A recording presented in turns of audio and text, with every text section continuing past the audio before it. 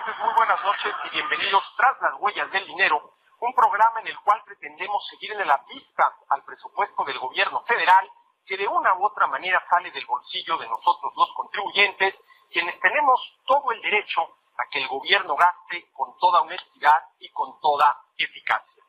El día de hoy nos acompaña Santos Mercado, doctor en Economía, presidente de la Unión Nacional de Contribuyentes Atlas, y profesor de la Universidad Autónoma Metropolitana Azcapotzalco, para hablar de un tema de suma importancia, que tiene que ver no solamente con el presupuesto del gobierno federal y con una fórmula para que éste gaste mejor, sino prácticamente con el futuro del país, porque es precisamente el tema de la educación. Santos, me da mucho gusto recibirte en este programa, bienvenido, para hablar del que es tu tema, porque yo creo que si alguien en México conoce el tema del bono educativo, ese eres tú. Y la pregunta es, ¿por qué el bono educativo daría como resultado un mejor, tal vez más honesto, tal vez más eficaz gasto del gobierno en ese renglón tan importante como es la educación? Muchas gracias, Arturo. Pues muchas gracias por invitarme aquí con tus televidentes. Efectivamente, el bono educativo es una gran propuesta que ya se ha aprobado en diversas partes, en Estados Unidos, en Suecia, en España. Se ha estado impulsando porque realmente se ve que da muy buenos resultados. En primer lugar, lo que hay que comprender es por qué cuando se establece un sistema de subsidio como el que tenemos en México y como el que existe en muchas partes de otros países, ¿por qué es que echa a perder los sistemas educativos? ¿Cuál es el sistema de financiamiento que adoptan los gobiernos? Normalmente tenemos ahorita, por ejemplo, en México, en materia de educación pública. Exactamente. Lo que hace el gobierno es recabar impuestos y lo que hace es distribuirlos a cada una de las escuelas. Es decir, las escuelas reciben su dotación, reciben su presupuesto cada año, ya sin ningún riesgo, porque ese dinero es seguro y es para que no le cobren nada a los estudiantes. A ver, Santos, perdón, que ese dinero sea seguro quiere decir que las escuelas públicas, hagan lo que hagan, tienen el presupuesto asegurado. Un presupuesto que sale del bolsillo de nosotros los contribuyentes. Lo que el gobierno está haciendo, para decirlo muy claramente, es subsidiar la educación por el lado de la oferta, dándole el dinero al que ofrece educación, que en este caso es la escuela pública, lo cual no quiere decir, esto es muy importante, señores televidentes, que la educación pública realmente sea gratuita, porque una cosa es que el alumno o los padres del alumno que va a la escuela pública no pague, por ejemplo, la colegiatura, y otra cosa que verdaderamente sea gratuita. Aquí el problema, Santos, es que alguien termina pagando esto. Pero entonces, ese es el sistema actual. El gobierno le quita a los contribuyentes y le entrega ese dinero directamente a la escuela pública. Está subsidiando la oferta educativa. Mi conjetura es que eso es lo que echa a perder a las escuelas. Cuando tienes el dinero seguro, cuando los profesores ya tenemos el dinero, el salario, el ingreso seguro cada mes, llueve, truene o relampaguee, mira, lo que pasa es que el mismo profesor empieza a perder el interés por mejorar sus servicios hacia los estudiantes. Y no solo eso, las escuelas se te hacen carísimas. Mira, se habla de educación gratuita, pero has de saber que, por ejemplo, en la UNAM, por ejemplo, se recibe algo así como 14.500 millones de pesos. Si tú haces la cuenta de cuánto representa eso por alumno al mes, vas a encontrar una cifra cercana a los 10,000 pesos mensuales por alumno. ¿Dónde están los gratuitos? Realmente son caros. Y además, 10,000 pesos mensuales de colegiatura por alumno es más o menos la colegiatura que están cobrando las universidades privadas. Por ahí andan, alrededor de los 10,000 pesos. Hay incluso universidades privadas que te cobrarían la mitad que eso, lo cual quiere decir que realmente sale cara. Y si tú haces la cuenta de cuánto cuesta formar a un alumno ya con su título en la mano, va a resultar que cifras millonarias. Casi podrías decir que te saldría más barato mandarlo a Harvard, a una universidad cara de Estados Unidos, que haberlo formado en una universidad pública de México. Ese es el problema de que el sistema se hace costoso porque los recursos no se gastan adecuadamente. Hay mucho despilfarro, no hay incentivos para usar bien los recursos. Entonces, ¿cuál es la propuesta en eso? Por eso es muy importante tu programa, porque si la ruta sigue siendo del gobierno hacia las escuelas, nunca vas a mejorar el sistema educativo. Es más, mientras más dinero les des, peor se hace la escuela. Entonces, la propuesta del bono educativo consiste en que el gobierno, con esos recursos, con esos mismos, sin aumentar y sin disminuir, se generen bonos educativos para que se le dé al alumno, no ya a la escuela. ¿Sí? Hay que comprender muy bien lo que quiere decir el bono educativo, que son 4 cosas. Primero, evitar que el gobierno le dé dinero directo a las escuelas. Primer punto, esto es muy importante. El segundo punto es, ese dinero se reparte en bonos para que se le dé a cada uno de los alumnos y ellos con mano propia vayan y paguen su colegiatura en la escuela pública que prefieran. Es decir, el bono educativo sería una especie, por ejemplo, para que nuestros televidentes lo entiendan, que un vale de gasolina. Es decir, en tu trabajo te dan vales que solamente puedes cambiar por gasolina, solamente puedes cambiar por víveres en determinadas tiendas de autoservicio. El bono educativo es un vale que hace las veces de dinero con el cual el padre de familia o el muchacho tiene, y esto es muy importante, Santos, la libertad de elegir a qué escuela va a ir.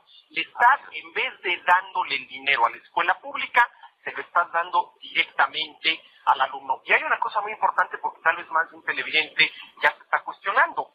Con este esquema, el Estado no renuncia a esa responsabilidad que tiene de garantizar la educación.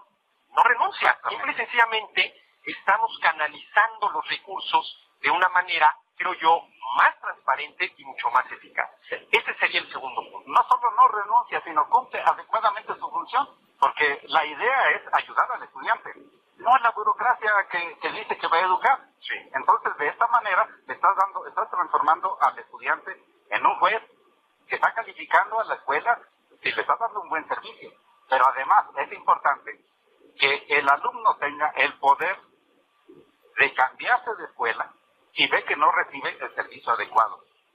Eso lo que va a hacer, Arturo, es que la escuela se preocupe por el alumno. Ahorita las escuelas no se preocupan. Por eso tú ves una deserción demencial. De cada 100 alumnos, en la UNAM, más o menos el 90% abandona la escuela. En otras instituciones hay incluso cifras peores. ¿Por qué? Porque a la escuela realmente no le interesa que el alumno termine sus estudios, porque no tiene beneficios de él, obtiene beneficios del gobierno. Mientras quede bien con el gobierno, pues sigue haciendo como que educa a la gente. Claro, con el sistema actual el patrón es el gobierno, cuando el patrón debería de ser el alumno, los padres del alumno, con la libertad de elegir, y esto es muy importante, la libertad de elegir a qué escuela van a inscribir a su muchacho. Porque hay una cosa interesante, Santos, al final de cuentas, la escuela pública lo es por el simple hecho de que recibe directamente dinero del gobierno. Esa es la gran diferencia, y yo diría que la única, entre una escuela pública y una escuela privada. Ahora, las consecuencias, evidentemente, son garrafales para la escuela pública, porque no existe ese incentivo real de hacer las cosas mejores para ganarse a los alumnos, quienes con el bono educativo tendrían, vamos a decirlo muy claramente, el poder de elegir, me voy a esta o me voy a aquella. Cierto. Además, déjame decirte el tercer punto, que es lo que incluye. Para que el bono educativo funcione, el gobierno le tiene que dar autonomía a la escuela para que esos bonos los transforme en dinero en el banco de su preferencia, y la escuela determina cuál va a ser el salario, cuál va a ser el gasto para innovar, para crecer, que ellos determinen cómo manejan su escuela. ¿Sí? Es decir, total autonomía para el manejo de recursos. Y cuarto punto, que es también muy importante, que la escuela tenga la libertad de elegir sus propios planes y programas. De tal manera que la escuela diga, si yo quiero mejorar, si quiero tener más alumnos, voy a mejorar en cuanto a la enseñanza del idioma inglés, voy a meter cultura empresarial, voy a tratar de hacerlos los mejores ingenieros, los mejores científicos. Es decir, de esa manera tiene incentivos, porque empieza la escuela a competir. Claro, ese es el problema. Ese es el problema que tienen hoy muchas escuelas públicas, sobre todo las universidades, que estrictamente hablando son un monopolio. Tienen un poder monopólico muy claro, ¿no? Y aquí lo que se aplica en la vida mercantil, y ahí donde no hay competencia, lo que por definición existe es la incompetencia, se aplica también en el sector educativo. Y si en algún sector tenemos que ser competitivos en el sentido literal del término, de tratar de ser mejores que los demás, una persona competitiva es la que es mejor que los demás, se esfuerza por serlo, es en el sistema educativo. Pero la manera de generar esa competencia, Santos, es lo que tú nos estás diciendo, es dándole al consumidor, que en este caso es el padre de familia o el muchacho, la libertad de elegir, el poder de elegir. Y una cosa muy importante, porque en esto hay que insistir, el Estado no estaría renunciando a la responsabilidad que tiene de garantizar la educación. Ojo, pero una cosa es que el Estado garantice esa educación y otra cosa muy distinta es que el Estado se vuelve el educador. Eso es algo que no debería de haber sucedido, que el Estado sea el educador, que en México, sea escuela pública o sea privada, es el educador, puesto que pareciera ser que una escuela privada no es tal si no tiene el visto bueno o de la Secretaría de Educación Pública o de la UNAM. Esa es otra cosa también interesante, ¿no? Si no tenemos las bendiciones de lo oficial, pareciera ser que no existimos, ¿no? Ese es un grave problema, Arturo. Tú estás viendo exactamente tocando un punto muy delicado, porque en México tenemos una regulación terrible. ¿Sí? Tú no puedes abrir una escuela primaria que esté bajo tu propia idea, bajo tu propio criterio, y tú estás haciendo tus propias normas.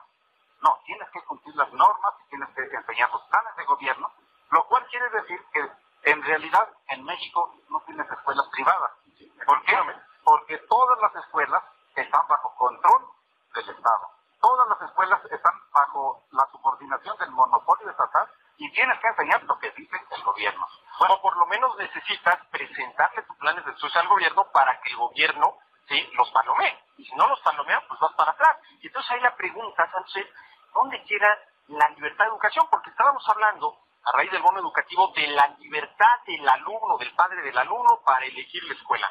Pero ¿dónde está la libertad de las escuelas para determinar realmente, a ver, yo considero que estos planes de estudio son los correctos, esto es innovador, esto es algo distinto, esto pone énfasis en el inglés, en la computación, en las ciencias exactas, esto otro en las humanidades, etcétera, etcétera, cuando al final de cuentas creemos que, porque hay mucha gente que lo cree, Santos, sin la bendición del gobierno, si esto no está incorporado a la SEP o a la UNAM, esto no va. Sí, lo cual es un error y efectivamente no tenemos esa libertad y hay que reconocerlo.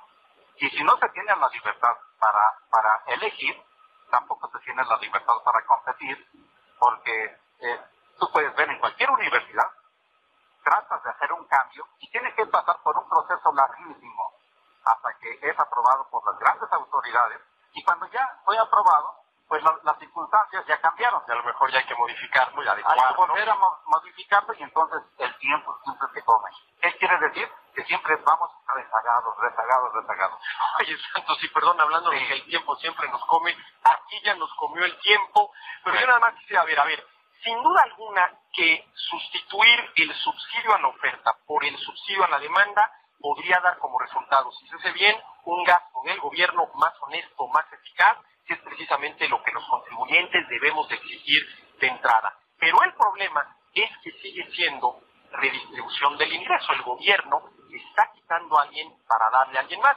Y tú me contabas ahorita fuera del aire que al final de cuentas eso también tendría que modificarse. Pero como el tiempo ya nos comió, Santos, y si tú no tienes inconveniente, a mí me gustaría invitarte para dentro de 8 días para redondear el tema y tocar este segundo punto que a mí me parece muy importante, el cómo le hacemos para eliminar realmente el subsidio gubernamental, que no es otra cosa más que el gobierno dándole a unos para darle a otros. ¿Estamos para dentro de 8 días? Por supuesto, doctor, muchas gracias. Yo te lo agradezco muchísimo, a usted televidente le agradezco muchísimo su atención, y recuerde que usted tiene todo el derecho a que el gobierno gaste con toda honestidad y toda eficacia, y pregúntese peso por peso quién gasta mejor, usted o cualquier burócrata gubernamental. Soy Arturo Dan, muy buenas noches y hasta dentro de 8 días. Visita las listas de reproducción, suscríbete